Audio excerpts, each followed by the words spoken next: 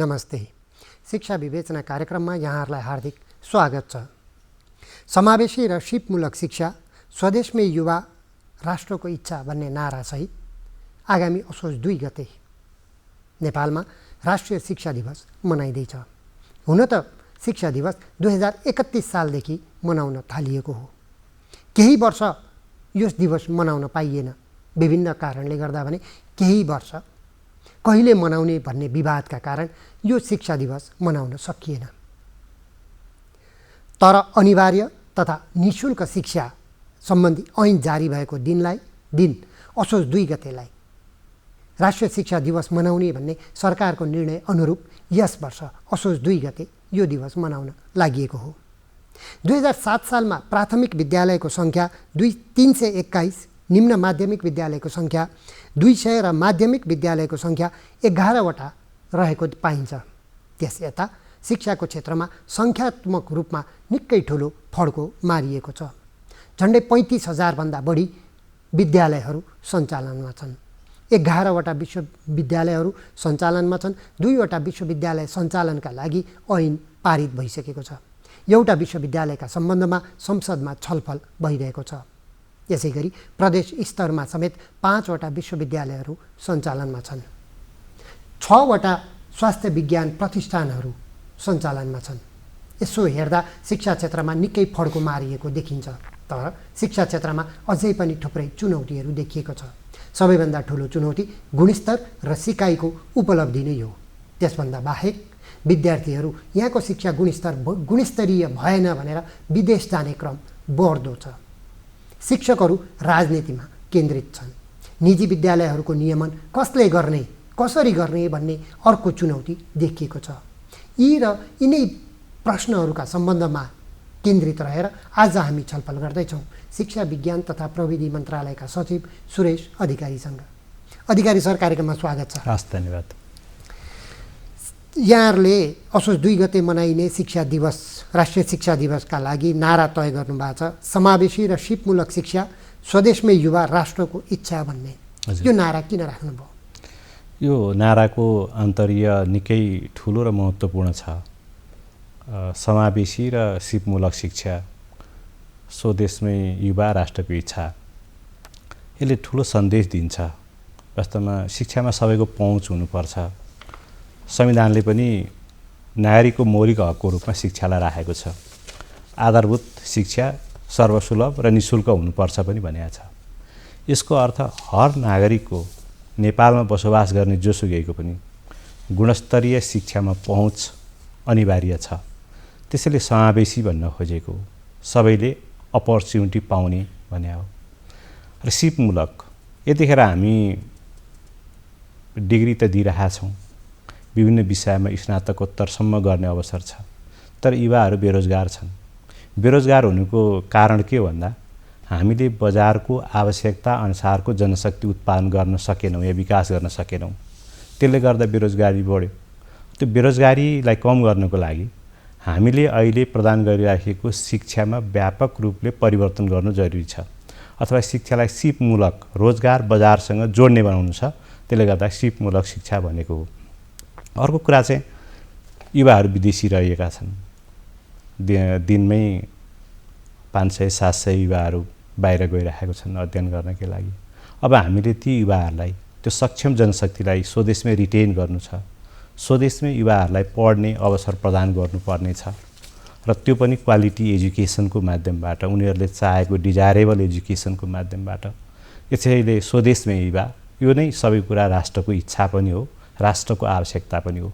यसै तथ्यलाई मध्यनजर राखेर यसपालि हामीले यो नारा तय गऱ्यौँ। यो नारामा समावेश गरिएका शब्दहरू नौलो होइन। विगतमा पनि कुनै न कुनै रूपमा यी शब्दहरू समावेश भएका छन्। जस्तै जीवनोपयोगी शिक्षाको नारा 2057 सालमै दिइएको छ। समावेशी र गुणात्मक शिक्षा 2064 सालमा, 2071 सालमा प्रविधियुक्त शिक्षा लगायतका उदाहरणहरू छन्। तर नारालाई सार्थकतामा बदल्ने कुनै रणनीतिक योजना नै छैन, होइन र? एकदमै महत्त्वपूर्ण कुरा उठाउनु भयो। नारा मात्रै तय गरेर कुनै दिवस मनाइयो भने त्यो एउटा परम्परा मात्रै हो, त्यो रिचुअल हो। त्यसले खासै अर्थ राख्दैन। तर यसलाई हामी व्यावहारिक रूपमा प्रयोग गर्ने तयारीमा पनि छौँ। यो नारा त्यत्तिकै तय भएको छैन र यो नारालाई त्यत्तिकै खेर जान पनि दिँदैनौँ। त्यसले गर्दाखेरि हामी शिक्षा क्षेत्रमा नीतिगत, कानुनी, प्रक्रियागत समग्र पक्षको सुधार गर्दैछौँ र शिक्षाको सुरुवात एउटा एक्सेसिबल र क्वालिटी एजुकेसन मात्रै भनेर हुँदैन। पाठ्यक्रमको परिमार्जन त्यसलाई समय सापेक्ष बनाउनु पर्ने हुन्छ, शिक्षण विधिमा परिमार्जन गर्नुपर्ने हुन्छ, शिक्षकको क्षमता र दक्षता अभिवृद्धि गर्नुपर्ने हुन्छ, विद्यालय कलेजहरूको उपयुक्त किसिमले पूर्वाधारको विकास गर्नुपर्ने आवश्यकता रहेको हुन्छ, परीक्षा प्रणालीमा सुधार गर्नुपर्ने हुन्छ, परीक्षा फल चाहिँ समयमै प्रकाशित गर्नुपर्ने हुन्छ। होल एउटा शैक्षिक क्यालेन्डरलाई प्रयोग र पालना गरेको हुनुपर्छ। त्यति गर्न सकियो भने मात्रै शिक्षा क्षेत्रमा सुधार हुन्छ र यो नाराको सार्थकता पनि रहन्छ। त्यसैले यो समग्र पक्षमा सुधारको एजेन्डासहित नै हामीले यो नारा तय गरेका छौँ र यसलाई लागू गर्छौँ। थुप्रै विषय उठाउनु हामी के गर्छौँ भनेर, यो कहिलेसम्म हुन्छ? यो त 2031 सालदेखि नै निःशुल्क शिक्षा भनिएको हो नि त, अहिलेसम्म निःशुल्क हुन सकेको छैन। 4% विद्यार्थीहरू अझै पनि विद्यालय जाने उमेरका 5 देखि 12 सम्मका अझै विद्यालय बाहिर छन्। त्यति मात्र होइन, विद्यालय छोड्ने दर, विद्यालय आइसके तिनीहरूलाई टिकाउन पनि समस्या छ। यी कुराकानी चाहिँ कहाँ मेल खान्छ, कसरी हुन्छ? होइन, हुँदै नभएको होइन। 31 सालकै अवस्थामा हामी अहिले छैनौँ अथवा 7 सालकै अवस्थामा छैनौँ। हामीले जति अपेक्षा गरेको एक्सपेक्टेड आउटकम प्राप्त नभएको त पक्कै नै हो, तर केही कामै नभएको होइन। जस्तो कि अब अहिले साक्षरताको दरलाई हेर्ने भनेदेखि करिब अब 96% हाराहारी हामी छौँ। त्यसै गरी स्कुल इनरोलमेन्टको हेर्ने भने करिब 100%कै हामी नजिक छौँ। ड्रप आउटको रेसियो पनि धेरै कम भएर गइरहेको अवस्था छ। त्यसै गरी अब यो लैङ्गिक समानताको हिसाबले हेर्ने समदरमा 100जना महिला 100जना पुरुष जस्तो त्यस्तो अवस्थामा हामी पुगेका छौँ।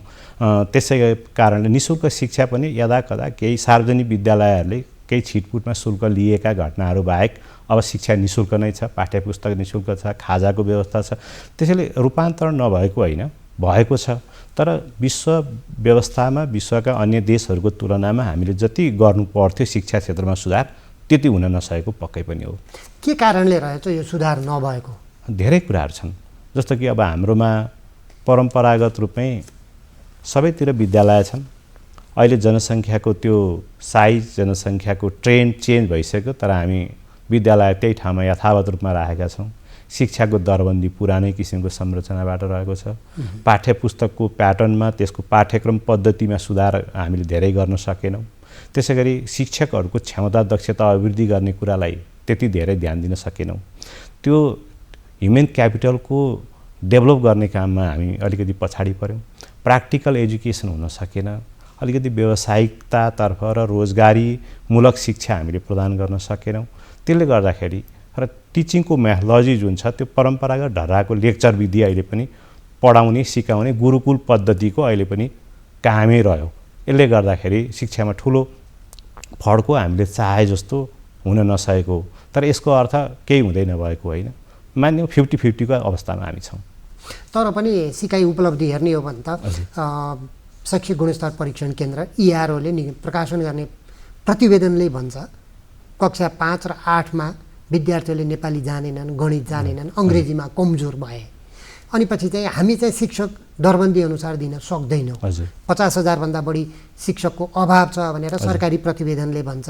विषयगत शिक्षक हामी दिन नसकिरहेको अवस्थामा यी समस्याको समाधान कसरी हुन्छ? यही त अब शिक्षाको दरबन्दी पुगेन भन्ने कुरा छ। तर मेरो विचारमा के हो भने हामीले शिक्षण संस्थाहरू स्कुलहरूको म्यापिङ सही ढङ्गले गर्ने भने अहिलेको दरबन्दी काफी हुन्छ।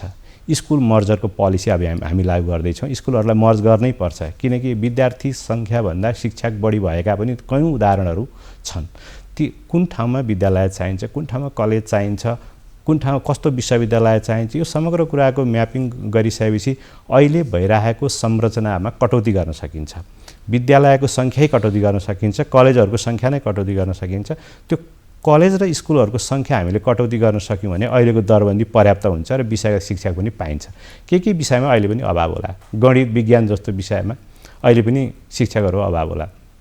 तर हाम्रो के भने हामी सबैलाई गणितै पढाइरहेछौँ, हामी सबैलाई विज्ञानै पढाइरहेछौँ, तैँले अङ्ग्रेजी जान्नै पर्छ भनिरहेछौँ नि त।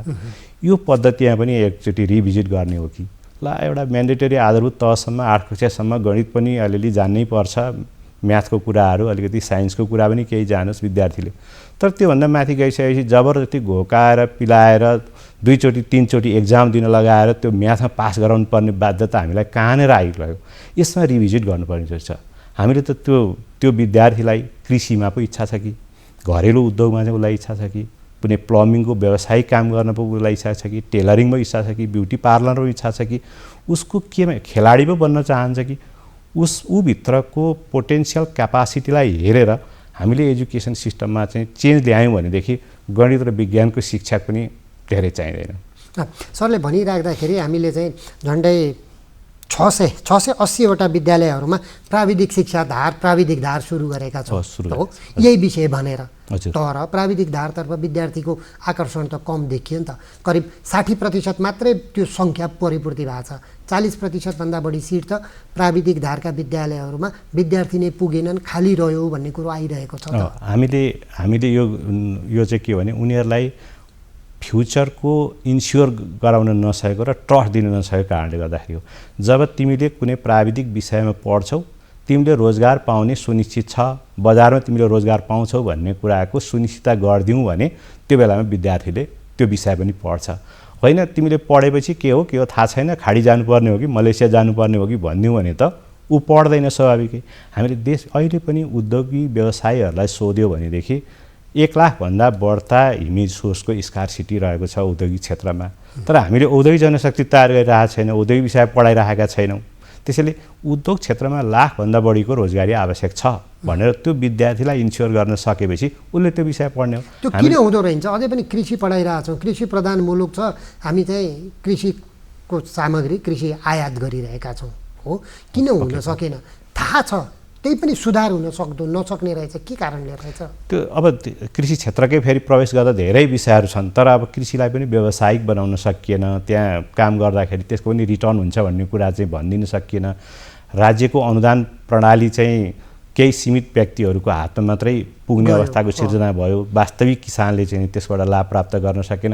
यो इन्भाइरोमेन्टल फ्याक्टर जति पनि छ त्यसले गर्दाखेरि मान्छेलाई ट्रस्ट दिन सकिराखिएको छैन कि यसले गर्दा त्यसैमा चाहिँ जस्तो उद्योगी व्यवसायहरूलाई चाहिने जनशक्ति किन उत्पादन गर्न सकेनौँ? नचाहिने किन परम्परागत विषय व्यावसायिक शिक्षाको नाममा प्राविधिक शिक्षाको नाममा पढाइरहेका छौँ त? हामीसँग ह्युमन रिसोर्स प्लान छैन। अहिले पनि म भन्छु हामीले अहिले मन्त्रालयले एउटा ह्युमन रिसोर्स प्लानको ड्राफ्ट तयार गर्दैछ, म पनि गएको भर्खरै 1.5 महिना जति भयो। एचआर प्लान नभइसकेको समस्या हुन्छ। डेभलप कन्ट्रीहरूले के गर्छन् भने अबको 10 वर्ष 15 वर्षपछि कुन सेक्टरमा कति ह्युमन रिसोर्स चाहिन्छ, डक्टर कति चाहिन्छ, नर्स कति चाहिन्छ, इन्जिनियर कति चाहिन्छ, प्लम्बर कति चाहिन्छ, ड्राइभर कति चाहिन्छ, व्यवस्थापक कति चाहिन्छ, सिएच कति चाहिन्छ, सञ्चारकर्मी कति चाहिन्छ, एउटा उनीहरूको प्लान हुन्छ, एउटा प्रोजेक्सन हुन्छ 10 वर्ष 15 वर्षको। त्यो प्रोजेक्सन भइसकेपछि युनिभर्सिटी कलेजहरूलाई त्यो दिन्छन् उनीहरूले फिडब्याकको रूपमा यति चाहिन्छ, अनि युनिभर्सिटीहरूले त्यो विषय पढाउँछन्, अनि त्यो ह्युमन रिसोर्स र बजारको आवश्यकतामा म्याच हुन्छ र सबैले जब पाउने अवस्था सिर्जना हुन्छ। हामीसँग त एचआर प्लान छैन। नभइसकेपछि कुन सेक्टरमा कति रोजगारी सिर्जना हुने हो मान्छेहरूलाई थाहा छैन, अनि हेफाजतले पढ्नुपर्ने हुन्छ, अनि यो सेक्टरमा पढ्दा रोजगारी पाइन्छ कि अर्कोमा पाइन्छ कि या पाइँदैन कसैलाई थाहा छैन भनेपछि हामीले रोजगार बजारसँग शिक्षालाई जोड्न नसकेको कारणले गर्दाखेरि र त्यसको लागि एचआर प्लान नभएकोले यो समस्या आएको। भनेपछि हामीले मन्त्रालयले अब यो 2080 सालको शिक्षा दिवस मनाइरहँदाखेरि यी सबै समस्याहरू समाधान गर्ने गरी केही नीतिगत सुधार गर्छ? यिनै कुरालाई हेरेर नै हामीले यो नारा त पनि तयार गरौँ, नीतिगत सुधार गर्छ। हामीले नीतिमै पनि परिमार्जन गर्छौँ, एजुकेसन सम्बन्धी पोलिसीमा परिमार्जन गर्छौँ र अलिकति अहिले मानिलिउँ 20% जति छ व्यावसायिक प्राविधिक शिक्षा, त्यसलाई 50 पुर्याउनुपर्छ मेरो विचारमा। सबै मान्छेले +2 पछाडि सबैले पढ्नुपर्छ भन्ने छैन। डेभलप कन्ट्रीमा पनि जापान अमेरिका जस्तो देशमा पनि +2 पछाडिको ब्याचलर एडमिसन गर्ने भनेको 40% को हाराहारीमा हुन्छ। तर हामी सबैलाई डिग्री पढाइरहेछौँ, जसले अनइम्प्लोइमेन्ट क्रिएट गर्छ र राज्यको खर्च मात्रै गराइरहेको अवस्था छ। त्यसैले हामीले 50%लाई त के हो भने व्यावसायिक र प्राविधिक धारतर्फ लैजाने हो र त्यसले जब प्राप्त गर्छ। अरू 50% जो माथिसँग पढ्छ अरे उसले विभिन्न किसिमका प्रोफेसनहरू अवलम्बन गर्छ। त्यो एबाट हामी पोलिसीमा पनि परिमार्जन गर्छौँ, हाम्रो लिगल फ्रेमवर्कमा पनि परिमार्जन गर्छौँ, एजुकेसनको मेथोलोजीमा परिवर्तन गर्छौँ, सबै कुराहरूमा परिवर्तन हुन्छ एउटा साइकलकै रूपमा। यो सबै परिवर्तन गर्छौँ भनिराख्दाखेरि शिक्षक, व्यवस्थापन समिति, स्थानीय तहका जनप्रतिनिधि तथा मन्त्रालय र मातहतका पदाधिकारी गुणस्तरीय शिक्षा उपलब्ध गराउन प्रतिबद्ध नभएको, उनीहरूकोमा दृढ इच्छा शक्ति नभएको जस्तो देखिन्छ नि त। अहिले तल्लो तल एकैचोटि दोष लगाइहाल्ने पक्षमा पनि म छैन, त्यो लगाउनु हुँदैन। पहिला त हामीले भिजन, स्टेटको राज्यको भिजन पहिला क्लियर गरिदिनु पर्यो। हामी यस्तो किसिमको ह्युमन रिसोर्सको डेभलप गर्छौँ, यो किसिमको लर्निङ सिस्टम अवलम्बन गर्छौँ, एजुकेसन सिस्टम यस्तो किसिमको हुन्छ हाम्रो देशको भनिसकेपछि त्यो एउटा अम्ब्रेलाभित्र रहेर अनि त्यसपछि प्रोभिन्सले, लोकल लेभलले त्यहीबाट काम गर्ने हो। अब अहिले हामी नै कन्फ्युजनमा छौँ, हामी नै भिजनलेस छौँ, हामी नै हाम्रो डिपार्चर कहाँ हो भन्ने थाहा पाएनौँ भने त लोकल लेभलले के गरोस् र, उसले त स्कुल सञ्चालन गरिदिनेसम्मको कुरा मात्रै हो। त्यसले गर्दाखेरि अहिले नै लोकललाई होइन कि पहिला चाहिँ सङ्घीय सरकार नै क्लियर हुनुपर्छ, त्यो हामीले बुझेका छौँ। त्यसैले अबको सङ्घीय सरकारको क्लारिटी, अबको 20 वर्षपछिको 30 वर्षपछिको एजुकेसन पोलिसी यो हुन्छ, यो लाइनबाट हामी जाने भनेपछि प्रोभिन्स र लोकल लेभलले पनि त्यही लाइनमा काम गर्छन्। तर स्थानीय तहलाई सरकार अधिकार, विद्यालय तहको शिक्षाको अधिकार चाहिँ दिइयो, तर सङ्घीय तहमा आउनुपर्ने शिक्षा ऐन नै आउन सकेन, अझै पनि संसदमा दर्ता हुन सकेको छैन, किन होला? यस्तो हो, अब क्याबिनेटले स्वीकृत गरिसकेको थियो, तर केही अब यो शिक्षा सम्बन्धी महासङ्घहरूको, त्यसपछि अब निजी क्षेत्रका चाहिँ प्याप्सन एन्ड पेप्सनहरूले अलिकति केही असन्तुष्टि, बाहिर आएका कुराहरूमा असन्तुष्टि भइसकेपछि उहाँहरूका पनि गुनासो सम्बोधन गरेर सरकारले त्यसमा केही परिमार्जन गर्दाखेरि समय लागेको हो। मलाई लाग्छ भोलि या भोलि पर्सिसम्ममा त्यो संसदमा टेबल हुन्छ। यो टेबलमा दर्ता गर्ने क्रममा पनि निर्णय त सरकारले गर्यो, तर यो निजी विद्यालयका सञ्चालकहरूको स्वार्थका लागि जुन पहिला राखेको त्यो प्रावधानै हेरफेर भयो भन्ने सुनिन्छ, के हो यो अवस्था? त्यस्तो होइन, उहाँहरूको चाहिँ के थियो भने अब यो सेवामूलक नै हो हुनलाई शिक्षा क्षेत्र, तर पनि इन्भेस्टमेन्ट गर्नेले इन्भेस्ट गरिरहेछ, त्यो उसको इन्भेस्टमेन्ट पनि खेर नजाओस्। हामीले इन्भेस्ट गरिसकेपछि भोलि चाहिँ को इन्टरप्रेनर आउँछ कि एजुकेसन सेक्टरमा इन्भेस्ट गर्ने, उसको प्राइभेट प्रोपर्टी हुँदैन भने, यो राष्ट्रियकरणै हुन्छ अथवा सार्वजनिक गुठीमा जान्छ भने कसले यति मेहनत गरेर काम गर्छ?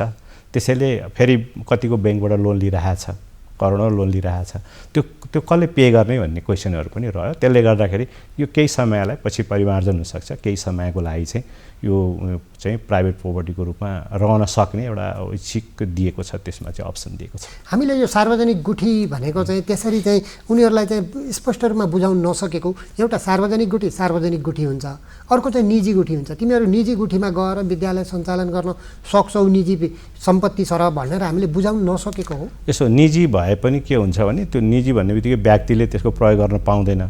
निजी भनेको पनि एउटा संस्था हुन्छ, त्यसको सम्पत्ति बढे पनि त्यही संस्थाको हुन्छ, घटे पनि त्यही संस्था जिम्मेवार हुन्छ।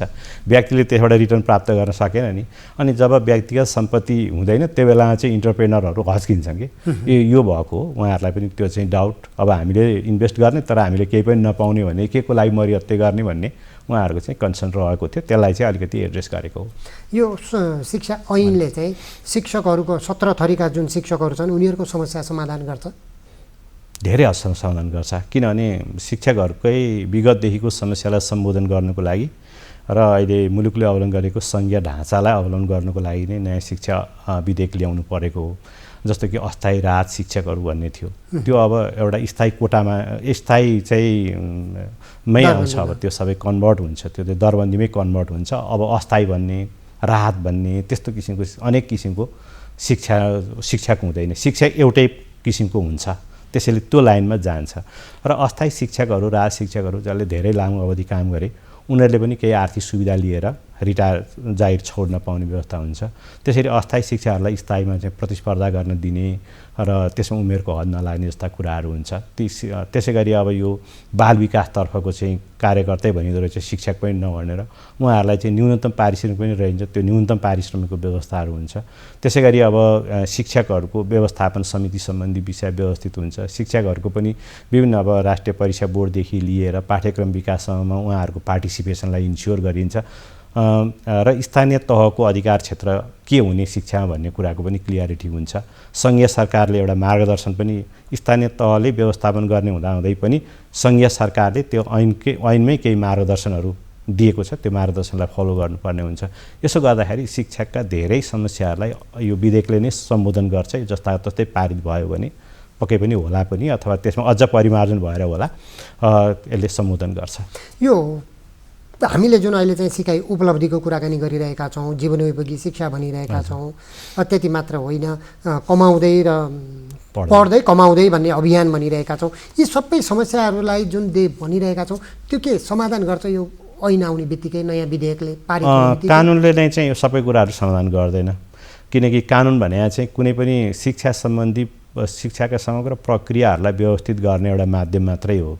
तर जीवनोपयोगी शिक्षा बनाउनुको लागि ऐनले नै सम्बोधन गर्ने होइन। हामीले यसलाई चाहिँ अलिक फरक ढङ्गले अलिकति पोलिसी डिपार्चर गर्नुपर्ने हुन्छ र यो इन्टरलिङ्केज हुन्छ, रोजगारसँग सम्बन्धित विषयसँग पनि लिङ्केज हुन्छ, यसको इन्डस्ट्रियल सेक्टरसँग लिङ्केज हुन्छ, जब क्रिएट गर्ने सेक्टरसँगको एजुकेसनको लिङ्केज बनाउनु पर्ने हुन्छ। र अघि मैले भने जस्तो ह्युमन रिसोर्स प्लान तयार गरेर हामीले यसलाई एड्रेस गर्नुपर्ने आवश्यकता रहन्छ। त्यसैले ऐनमा नै यो सबै कुराहरू आउँदैन, यो चाहिँ पोलिसीमा र ह्युमन रिसोर्स प्लानमा आउने विषय हुन्छ। यो अर्को चाहिँ छ विदेशमा पलायन हुने विद्यार्थीहरूको सङ्ख्या हरेक वर्ष 1 लाखभन्दा बढी छ। हाम्रा विश्वविद्यालयहरू के त्यति सारा कमजोर भएका हुन्? यहाँ चाहिँ गुणस्तरीय शिक्षा नभएको भएर रोजगार पाउन नसक्ने, बेरोजगार हुने, सर्टिफिकेट बाँड्ने विश्वविद्यालय भएका हुन्? के पाउनुभयो? दुईवटा कुरा मैले आफूले मेरो अब्जर्भेसनमा दुईवटा कुराले यो भइरहेछ। प्रत्येक वर्ष अब अहिले हेर्ने भने 1 लाख प्लस यहाँले भने जस्तो चाहिँ एनओसी लिएर विदेश पढ्न गइरहेछन् विद्यार्थीहरू। त्यो एकदमै यो हाम्रो लागि दुर्भाग्यपूर्ण हो र भविष्यमा यसको अवस्था चाहिँ देशको अवस्थालाई यसले कमजोर बनाउँछ, किनकि सक्षम युवा बाहिरिरहेको छ। यो सबैको लागि दुःखको विषय हो। यसको पछाडि दुईवटा कुरा छन्। एक चाहिँ के हो भने सबै युवाहरू जो विदेशी राखेका छन् उनीहरू हायर एजुकेसन प्राप्त गर्ने उद्देश्यले मात्रै गइरहेका छैनन्।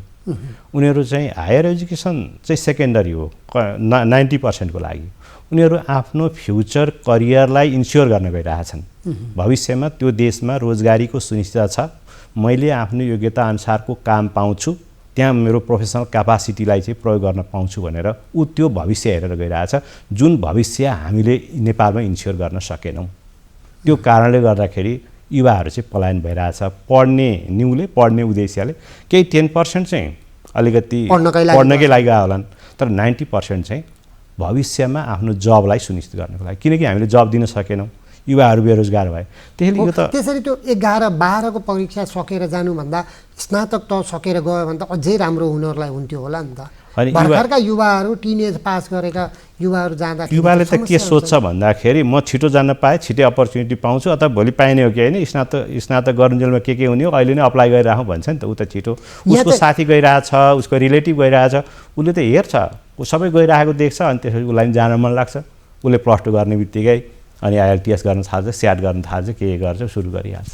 हामी कहाँ चाहिँ यो विश्वविद्यालयको क्यालेन्डर नभएको भएर पनि हो। दोस्रो कुरामा आउँदैछु। दोस्रो पोइन्ट चाहिँ के हो भन्दाखेरि हामीले समयमा नै यहाँले भने जस्तो विश्वविद्यालयको क्यालेन्डरलाई फलो नगरेको। क्यालेन्डर त अहिले पनि युजिसीले स्वीकृत गरेको छ कि कहिले परीक्षा गर्ने, कहिले रिजल्ट निकाल्ने, कहिले चाहिँ भर्ना गर्ने, कहिले पढाइ सुरु गर्ने, कहिले त्यसको एक्जाम हुने, कहिले रिजल्ट निकाल्ने, यी 4-5वटा कुराहरू क्यालेन्डरभित्र आउँछन्। त हामीले विश्वविद्यालयको हेर्ने भने हडताल हुने, बन्द हुने, समयमा पढाइ नहुने, कोर्स नसकिने, एक्जाम समयमा हुन नपाउने, रिजल्टलाई धेरै समय लाग्यो। हाम्रो रिजल्ट निस्किन्जेल त हाम्रै छिमेकी देश भारतमा उसले एउटा सेमेस्टर भ्याइसक्छ पढेर। त्यसले गर्दाखेरि यो पक्षमा यो गुणस्तरभित्रै पर्छ, समग्र शैक्षिक गुणस्तरभित्रै पर्छ। यो गुणस्तरमा हामीले सुधार नगर्ने हो भनेदेखि चाहिँ युवा पलायन हुने खतरा चाहिँ अर्को बढ्यो। यो सबै समस्याको दोषी को मान्नुहुन्छ तपाईँ? कसलाई देख्नुहुन्छ? एउटा पक्ष मात्रै छैन। अब गभर्मेन्टको तर्फबाट हामीले पनि दोष लिनुपर्छ होला, किनकि हामीले पनि रेगुलेट गर्न enhancing regulatory power of the state भन्छ नि त। हामीले रेगुलेटरी पावर स्टेटको हुनुपर्छ, त्यो रेगुलेसन गर्न सकिएन होला, त्यो नियमन गर्न, व्यवस्थापन गर्न।